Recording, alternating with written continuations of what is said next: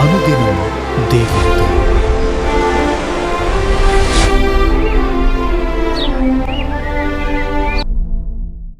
Praise the Lord. అనుదినం దేవునితో అనే కార్యక్రమం చూస్తున్న మీ అందరికీ మన ప్రభువైన రక్షకుడైన యేసుక్రీస్తు ఘనమైన నామంలో వందనాలు. ఈ ఉదయకాలం దేవుని వాక్యం చూసుకుందాం. సామెతల గ్రంథం 25వ అధ్యాయం 28వ వచనం. ప్రాకారము లేక పాడైన పురము ఎంతో, తన మనస్సును అణుచుకులేనివాడును అంతే.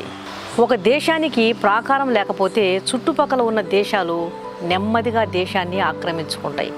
ప్రాకారం లేని చెట్టైనా, ప్రాకారం లేని పట్టణమైనా, ప్రాకారం లేని మనసైనా అంతే, పాడైపోతాయి. ఒక రాజు దగ్గర 4 గుర్రాలు ఉండేవంట.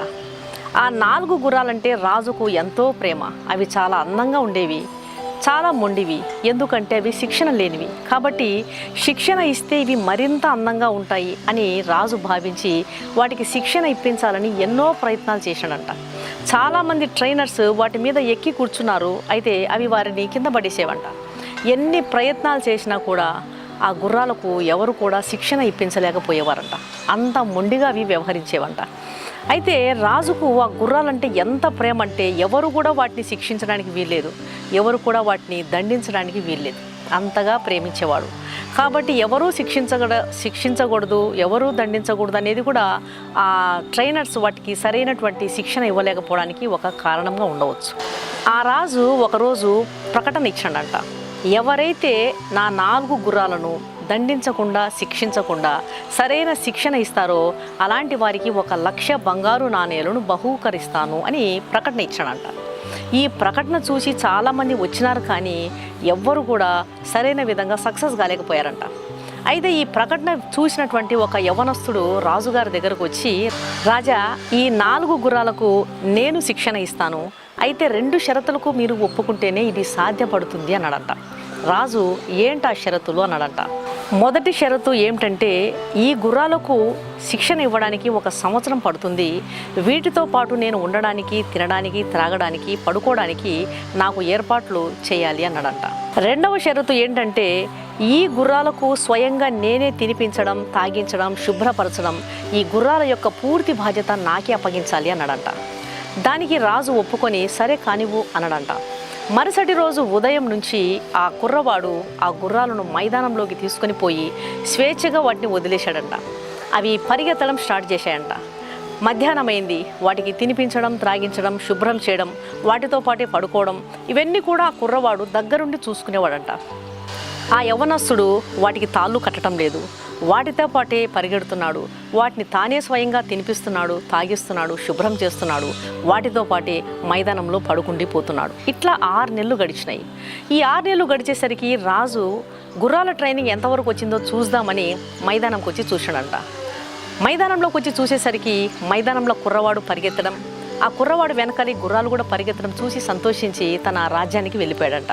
చూస్తూ ఉండగానే సంవత్సరం గడిచింది. గుర్రాల శిక్షణ ముగిసింది అని చెప్పి రాజుగారికి యవనస్తుడు ఆహ్వానం పంపించాడంట.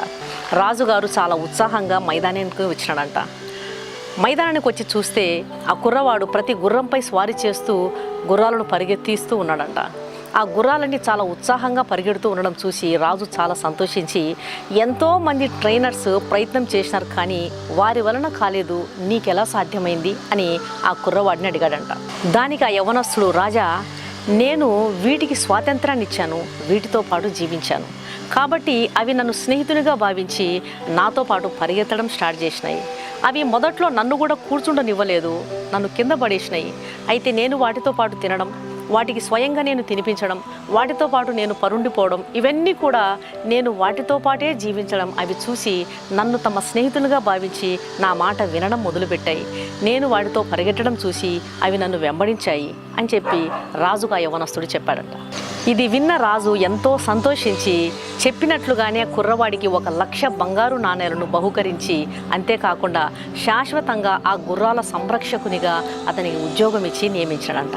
దేవుని బిడ్డలారా, మన దగ్గర కూడా ఇలాంటి అలివి కాని ముండి శిక్షణ లేని 4 గుర్రాలు ఉంటాయి. మొదటిది చింత, అది ఆందోళన కలిగిస్తుంది. రెండవది కోపం, అది ఆవేశాన్ని కలిగిస్తుంది. మూడవది అత్యాశ, అది దురాశను కలిగిస్తుంది. 4వది అహంకారం, అది గర్వాన్ని కలిగిస్తుంది. ఈ 4 గుర్రాలను మనము సాధుపరచలేకపోతే అది మన ఆత్మీయ జీవితాన్ని పతనం చేస్తుంది, మన అభివృద్ధిని ఆటంకపరుస్తాయి. చింత అనేటువంటి గుర్రాన్ని మనం జయించకపోతే ఆందోళన పడిపోతాం. మనం ఆందోళన పడిపోయి అనేకుల సమాధానాన్ని కూడా మనం పాడు చేస్తాం. కాబట్టి దేవుని వాక్యం సెలవిస్తుంది, మీ చింతను నా దగ్గరికి తీసుకుని రండి. ప్రతి విషయములో సానుకూలంగా స్పందిస్తూ ఇది ప్రభువు తీర్చగలడు, ఇది ప్రభువు